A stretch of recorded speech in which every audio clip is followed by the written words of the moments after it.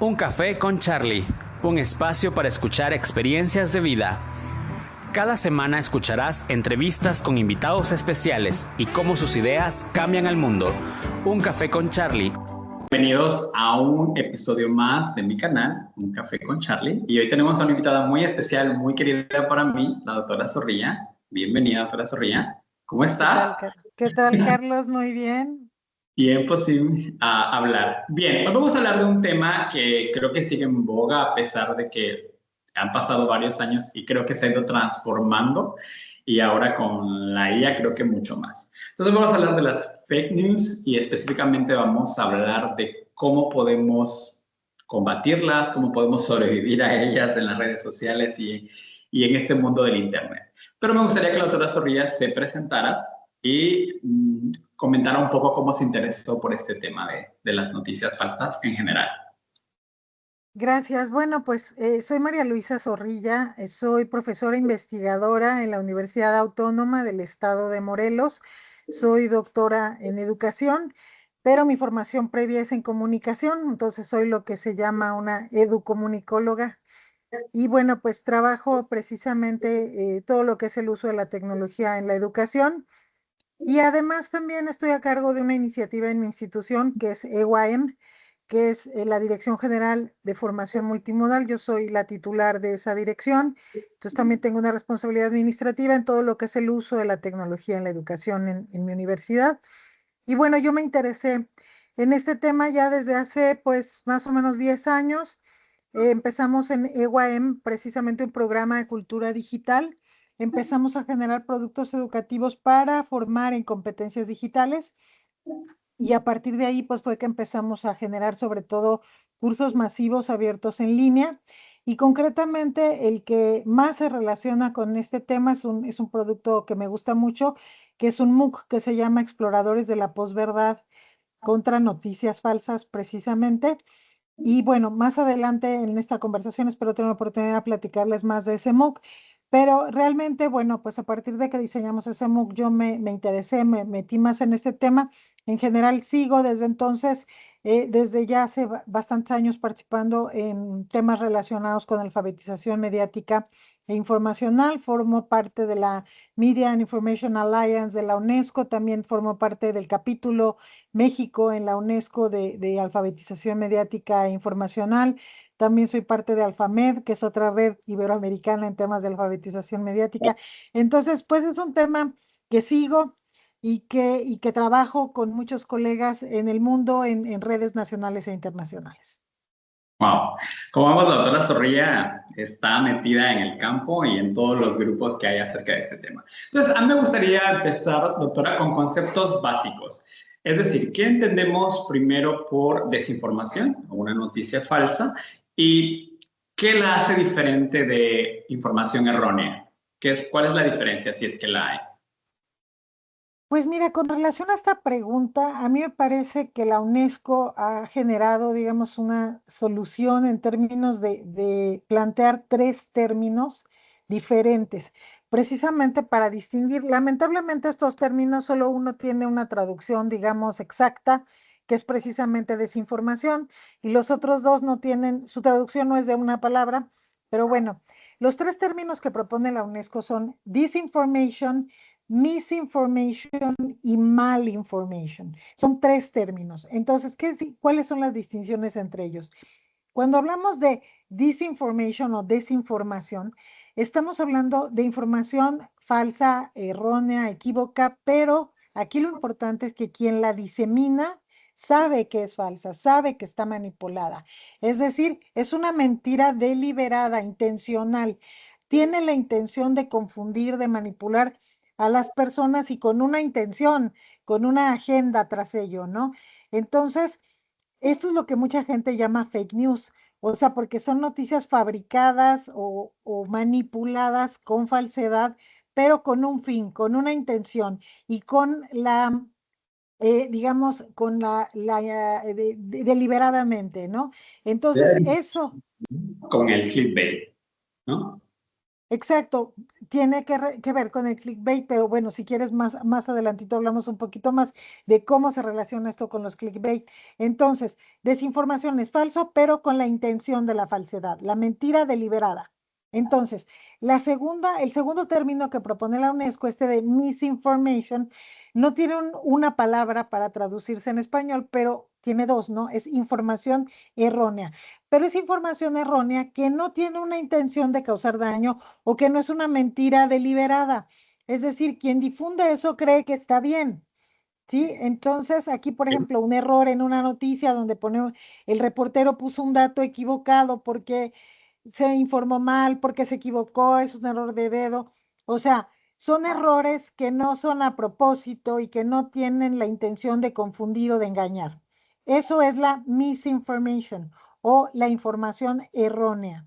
Y por último, y creo que la más peligrosa es la malinformation, Ok. que en español sería información maliciosa o malintencionada. Se parece mucho a la disinformation, pero Ah, la parte más peligrosa de esta es que se basa en hechos reales, se basa en información real y verdadera, pero es difundida o diseminada con malas intenciones para perjudicar a una persona, a una organización, a un país, a una causa, ¿sí?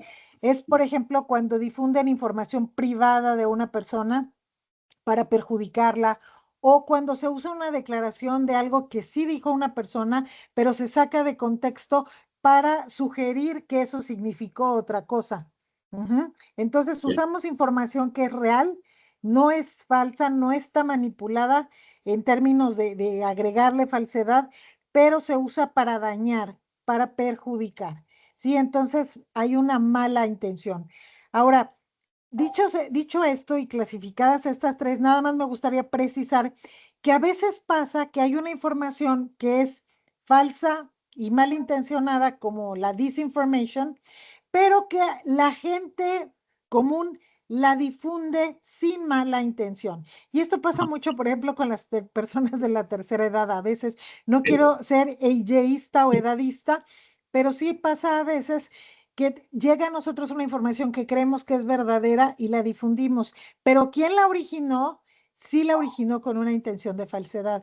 Entonces, a veces una disinformation es circulada como misinformation por otros, ¿no? Entonces, nada más, a veces las fronteras entre estas tres son un poco grises, pero a mí me parece que esta distinción que propuso la UNESCO nos ayuda bastante a ver que hay diferentes formas de circular información que no es precisa o que no tiene intenciones, digamos, nada más de informar, ¿no?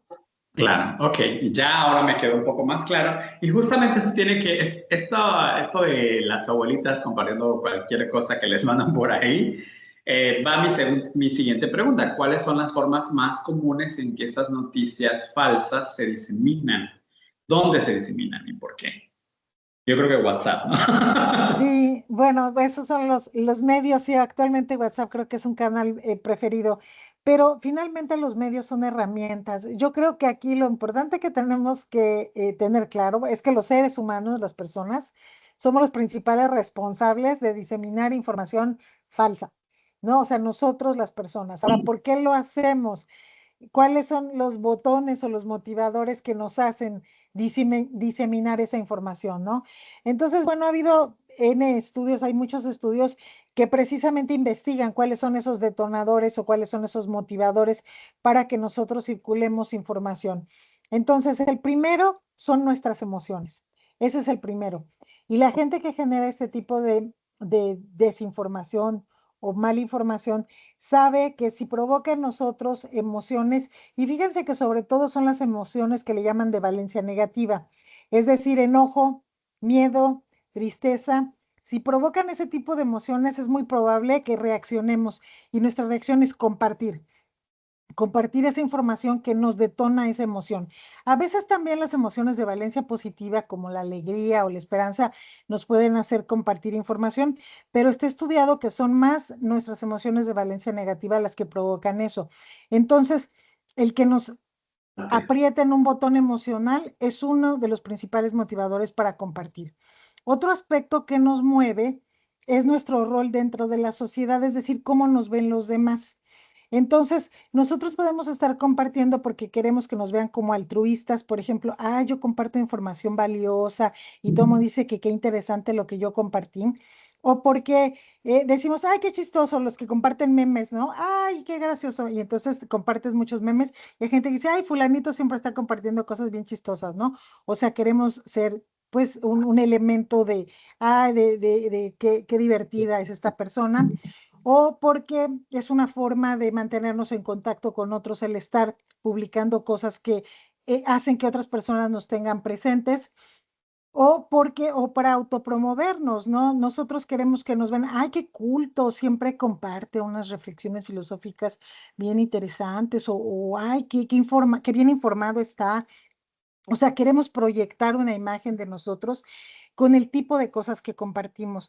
Entonces, mucho de lo que compartimos tiene que ver con cómo nos perciben los otros o cómo queremos que las otras personas nos perciban, desde como el chistoso, o como el bien informado o como el altruista, dependiendo de lo que compartimos, ¿no? Entonces, lo primero es la emoción que nos detona, lo segundo es cómo queremos que nos vean o nos perciban según lo que compartimos.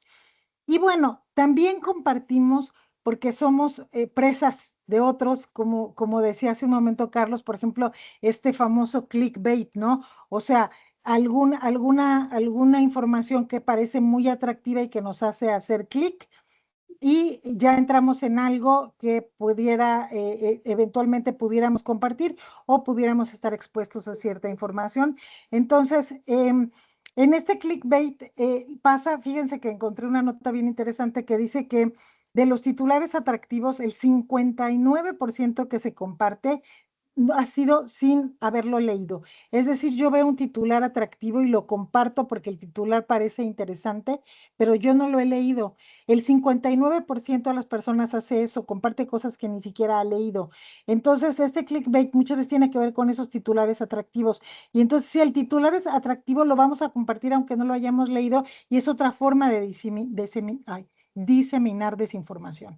Y la última es tecnológica, técnica, o sea, lo que son cookies, trolls, manipulación de buscadores, gestores de redes sociales, o sea, todo lo que es tecnología. Muchas veces la tecnología está hecha para circular esto. Muchas cosas que están en redes sociales circulando, las circulan bots, ni siquiera son humanos, ¿no? Entonces, Wow. aunque los humanos somos los principales difusores de la desinformación y de la malinformación, también lo están haciendo otros entes artificiales, inteligentes, que están entrenados para ello. Wow, qué interesante. No sabía yo que los bots podían hacer eso. Muy bien. Hablando acerca entonces de ya de este panorama oscuro donde ya no sabemos distinguir entre realidad y lo que es falso, que tengo miedo. ¿Cómo entonces estas mismas herramientas digitales que nos ayudan tanto a confundirnos, podemos darle la vuelta y decir, ok, está todo este mundo lleno de estas noticias falsas y estos bots y estas herramientas? ¿Qué herramientas me puede dar el Internet e incluso, no sé, las redes sociales, etcétera, para combatir todo este mundo de desinformación o de fake news? Sí, bueno, creo que es una pregunta muy válida, muy legítima y muy útil, porque finalmente eso pasa, ¿no? Llega un punto que decimos, bueno, es que ya no sé qué creer o ya no creo nada, y nos volvemos a veces hasta tan escépticos que ya no creemos en nada y pues tampoco podemos navegar por el mundo sin saber qué es verdad y qué es mentira, ¿no?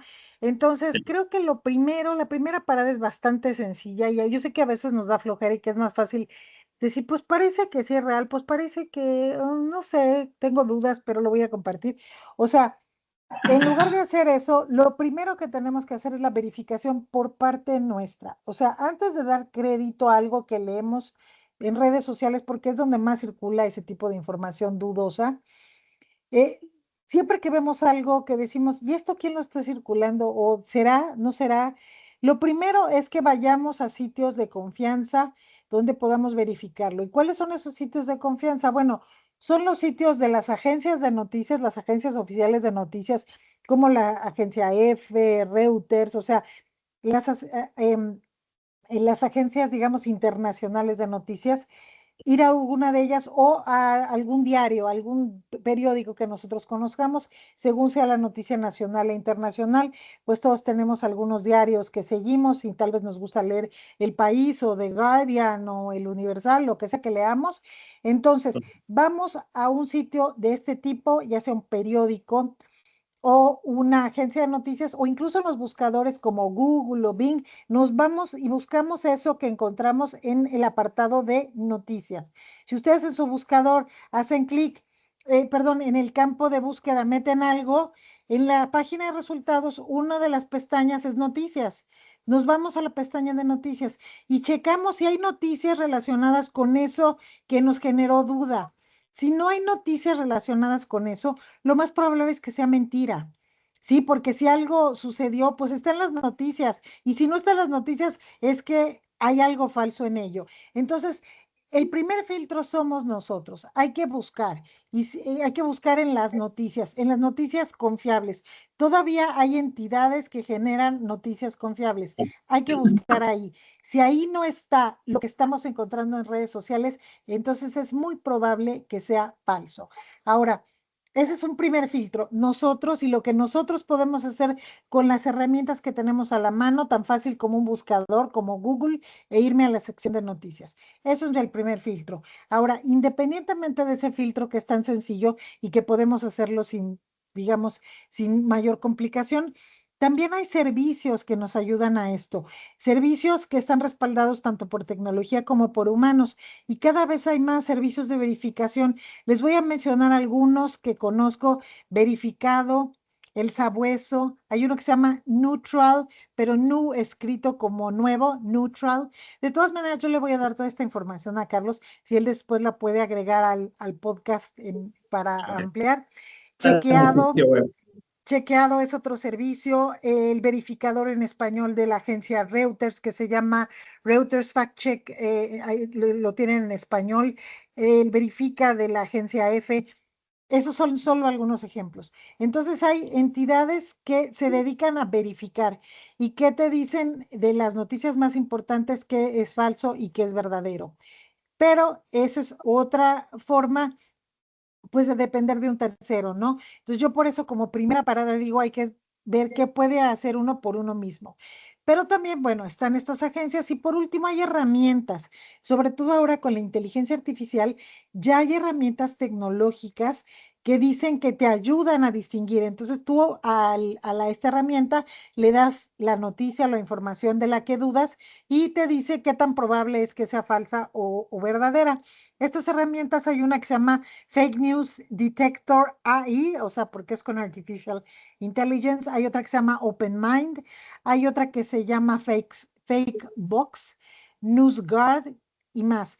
Lo que sí les puedo decir es que estas herramientas han ido cambiando. De pronto salen unas y al rato desaparecen y salen unas nuevas. Por ejemplo, había una que surgió en Colombia que se llamaba Infotrición hace como 5 años, en 2021, y yo ahorita, por ejemplo, busqué Infotrición y ya no me aparece, entonces creo que ya no está funcionando Infotrición.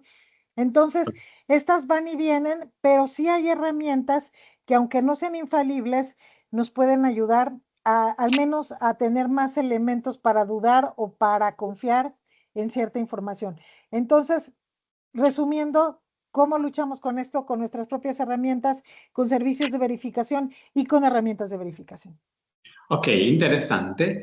Y bueno, esto me lleva a la siguiente pregunta.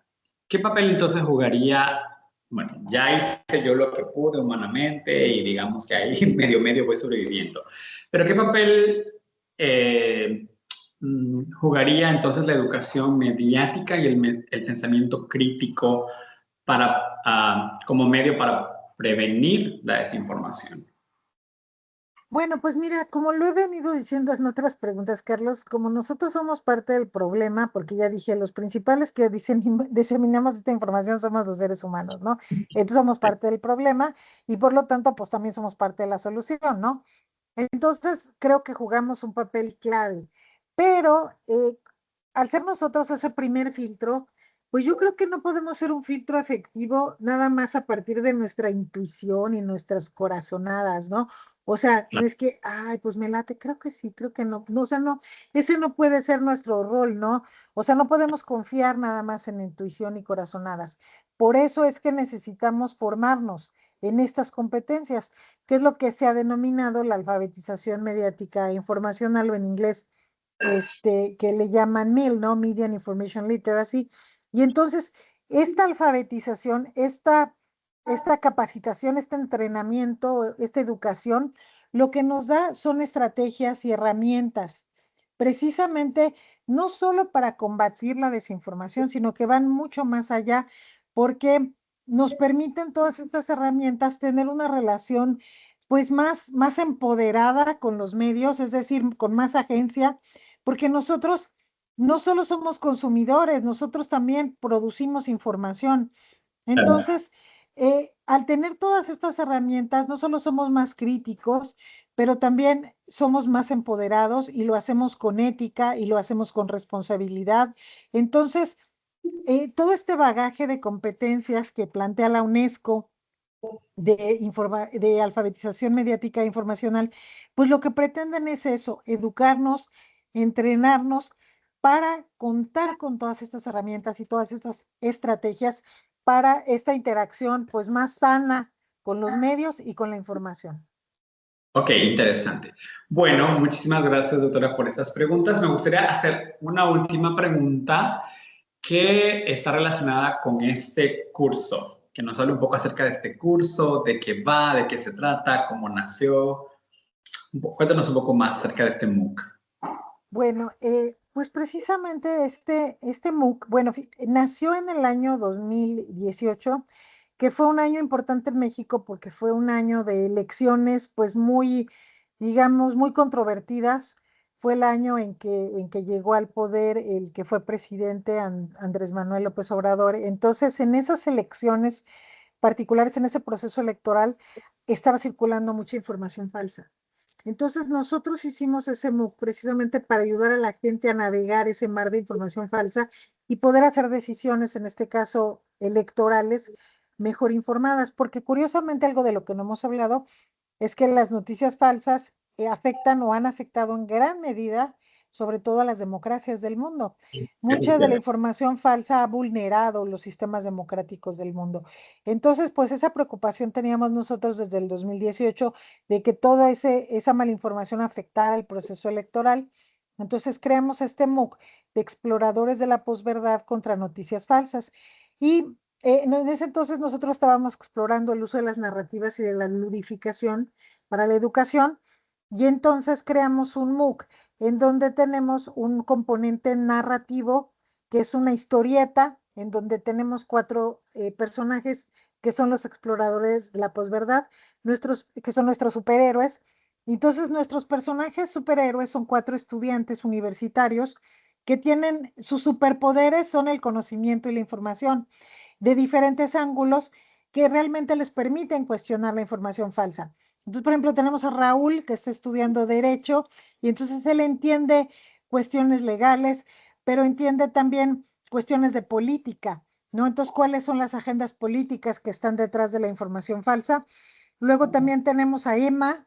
Emma es científica de las áreas de ciencias naturales y entonces ella entiende, digamos, la parte científica de las noticias falsas que muchas veces nos dicen, no, hay una investigación que descubrió esto y aquello y por eso tomes este producto milagro, ¿no? Entonces, muchas veces nos engañan con información que parece científica. Entonces, Emma tiene elementos para detectar ese tipo de engaños disfrazados de información científica. También tenemos a Edgar. Él estudia economía y entonces él entiende cuáles son las agendas económicas detrás de la información falsa, si se quiere perjudicar o beneficiar a una empresa, por ejemplo, hacer que los consumidores actúen de ciertas formas en determinados momentos, promover el boicot contra una empresa, por ejemplo, ese tipo de cuestiones. Y por último tenemos a Slay, que bueno, Slay es su apodo, pero Slay es una chica que estudia informática y que entiende muy bien qué papel juega la tecnología en la diseminación de la información falsa, entiende mucho de bots, entiende mucho de programación y de cómo se viraliza la información con medios tecnológicos. Por eso ellos son nuestros cuatro superhéroes y entonces los vamos enfrentando a diferentes noticias falsas en la narrativa y ellos van respondiendo de cierta manera. Pero lo interesante es que quien toma el curso también participa de forma interactiva con la historieta. Por eso decimos que también tiene ludificación o gamificación, porque es como un juego. Y entonces se plantean situaciones donde hay una información que puede ser falsa, cómo reaccionan los exploradores, pero también cómo reacciona uno como participante del curso, porque cada participante puede ser parte del problema o de la solución. Y entonces, según reaccionas tú, pues va derivando en diferentes situaciones la narrativa. Entonces, así está diseñado el curso. Obviamente, como tenemos superhéroes, pues también tenemos un supervillano que es el doctor Falaz, porque el doctor Falaz, pues lo que quiere es diseminar la información falsa. Claro. Entonces, tiene toda esta narrativa que va transcurriendo y en la que van participando quienes están tomando el curso, al tiempo que además de la narrativa lúdica, pues les damos toda la información, digamos, en formato serio de lo que debe uno saber acerca de las agendas que hay detrás de las noticias, de cómo se disemina la información falsa, de qué puedo hacer para verificar, de todo esto que hemos platicado ahorita, Carlos, pero a mucho mayor detalle. Este MOOC fue producido por la Universidad Autónoma del Estado de Morelos en 2018. Lo hemos venido actualizando cada año que lo ofertamos.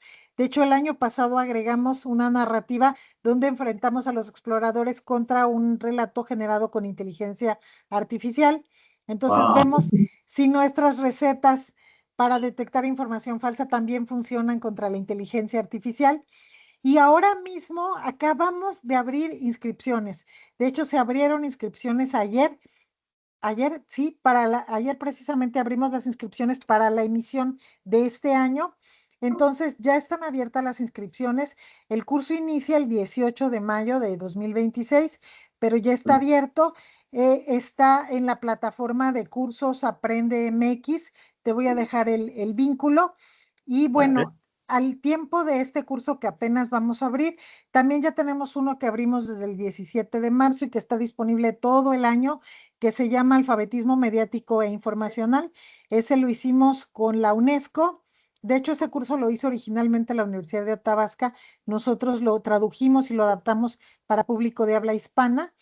Y ese Ok. curso también está ahorita en Cursos Aprende MX y también está disponible todo el año, lo pueden tomar a ritmo propio. Entonces son los dos que se relacionan más con esto de lo que hemos estado hablando el día de hoy. Y bueno, pues yo les invitaría, les recomendaría ampliamente que se inscriban a cualquiera de estos dos cursos masivos. Son totalmente en línea, son totalmente gratuitos y nuestra intención pues es formar a las personas, no importa su edad, no importa dónde estén, no importa qué formación previa tengan, es formarlos en Claro. competencias digitales, formarlos en competencias de alfabetización mediática e informacional para que tengan una relación más sana con los medios y con la información. Pues muchísimas gracias, doctora Zorrilla. Igual a mis oyentes, o si me están viendo, voy a dejar los links en la página web, voy a compartirlo en las redes sociales de este podcast para que estén informados si les interesa. Pueden contactarse conmigo para tener más información. Gracias a la doctora Zorrilla por habernos acompañado en este podcast y ayudarnos a compartir la desinformación.